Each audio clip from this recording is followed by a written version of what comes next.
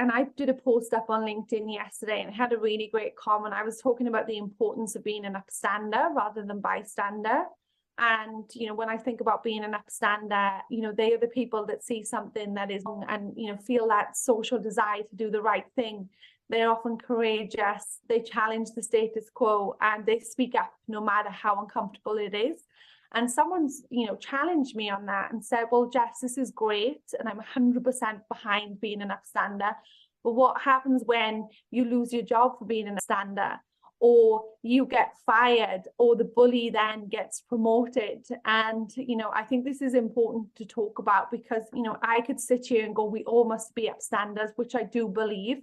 But in my book, I also talk about the impacts of what I call the upstander effect, which of course are positive, can change and save lives and create wonderful cultures. But also the dark side is the fact that you can then become a target, you can lose your job. And if I look at my experience, you know, I had to leave my workplace out of fear for medical reasons.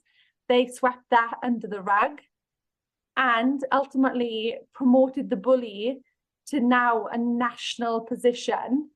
And does that infuriate me? Yes. But also, you know, it's important to understand that being an upstander, sometimes you don't get the outcome you want, and that comes with part of, you know, the challenge. Because ultimately, if every time someone spoke up or challenged a bully or a perpetrator or the status quo, and we all got our own way, ultimately we wouldn't have the problem that we're facing across the world now with rising bullying and harassment.